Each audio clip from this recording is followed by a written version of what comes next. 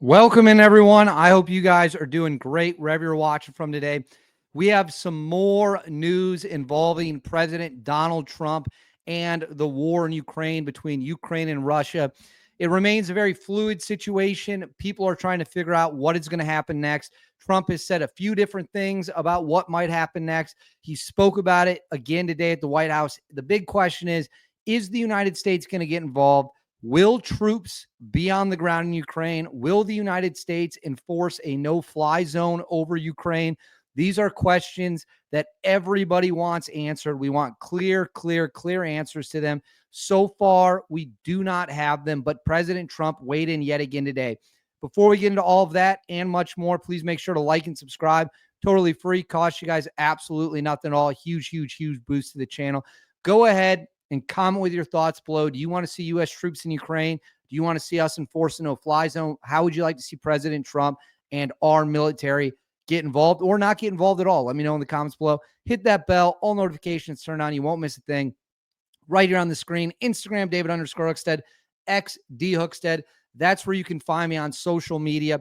And please give me a follow there. I share a lot of fun stuff as well. And I am saying this now in every video. My DMs are open. If you have information about an operation, or if you have information about something you want me to look into, or information about whatever it might be, the Bin Laden raid, whatever. Doesn't matter. If it's interesting to you, it's probably interesting to me. So hop into my DMs. If you want to correct something that's out there, message me as well. I'll look into it. You can find me on Instagram and X. DMs are open. So I'm going to keep saying that in videos for a little bit because people keep flooding me with stuff and spend a lot of good information. Now let's get into it. As we know, President Trump is eager and trying to bring an end to the war in Ukraine. Russia invaded years ago. It's been a bloody slugfest. It's been brutal. It's been ugly. It's been terrible, but there's been no resolution yet. Both sides have argued they want peace. Neither side, to be quite frank with you, has done much to get peace. When I say either side, I'm talking, of course, about Ukraine and Russia. This is not the United States war as far as I see it, even though the United States has helped both sides greatly. So that's where we're at. Now, President Trump previously, about a week ago or so, tried to indicate that we might put U.S. troops on the ground. Then they walked that back, and he indicated it would be air power. We would provide a no-fly zone, perhaps. Both of which I said were completely stupid. I don't want to see U.S. troops in Ukraine. I don't want to see U.S. fighter jet pilots patrolling the skies of Ukraine. This is Europe's problem. Europe must deal with it. But of course, I'm not the president of the United States. So my opinion, outside of the viewers, doesn't really matter all that much when it comes to what President Trump is going to do. It might shock you to learn. He doesn't call me to ask me my thoughts before he makes a decision. Now I'm going to throw this up on the screen. This is what he said today when talking about Ukraine and Russia. Let's go ahead and watch it. You know what? Other countries did it to us, and now we're doing it to other countries. You ruled out boots on the ground in Ukraine, but how would air support as part of a security guarantee be any different? Those U.S. Well, you really went from one question to the next. You go from one. I expected he'd at least challenge you.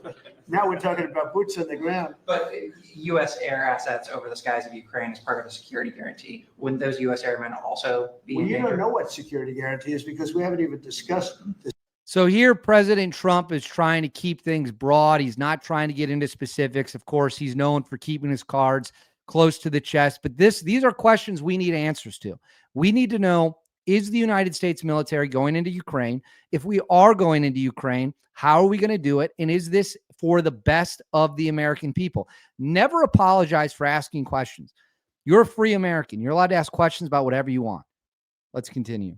The specifics of it. And we'll see. Number one, Europe is going to give them significant security guarantees, and they should because they're right there. But we'll be involved from the standpoint of backup. We're going to help them. And I think if we get... See, now we're backup. We're going to help them. But again, nothing wrong with that.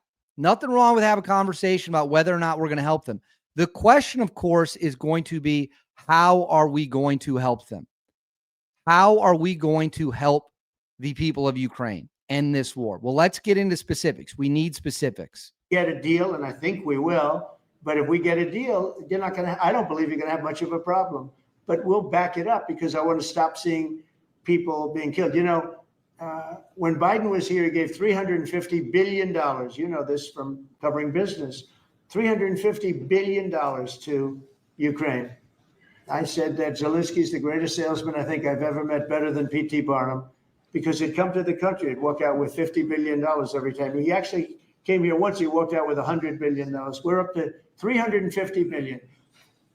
I got $1 trillion worth of rare earth that we have from the country because I felt badly for our taxpayer. But I did something else at the NATO meeting.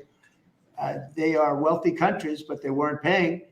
And we don't pay any money to Ukraine anymore. Do you know that? In fact, it's the opposite. They request through NATO. We deal with NATO. We don't deal really with Ukraine. NATO requests missiles. They want Patriots. They want missiles. We give the missiles to NATO. NATO pays us in full and does what they want. So to be clear, he is correct about this. We sell the weapons to NATO countries. They pay us for our advanced weapon systems. They then take those weapon systems and then give them to Ukraine. So President Trump is 100% correct on that. And if we're going to do it, that's probably the way to do it, right? We're going to sell you the weapons. You're going to write us a check. And then once we give you the weapons, if you want to give them to Ukraine after you paid for them, be our guest. But we're getting paid. The handouts are over. I mean, I think they give them mostly to, they can do other things with them too, because we're dealing with NATO. We pay no money to Ukraine. We gave $350 billion to Ukraine. You know, if we didn't give that kind of money, and I was the one that gave the javelins, if you remember. I gave the javelins. They were very effective. They say Obama gave sheets and Trump gave javelins. They were very effective with those tanks right at the beginning. But you would have never had a war if I were president. You would have never had a war. Just to finish, we spend no money on Ukraine anymore. We were getting fleeced by a president that didn't know what he was doing. To be honest, I don't blame Ukraine. I mean, if they come and ask for $100 billion, then they get it. But we were in for $350 billion.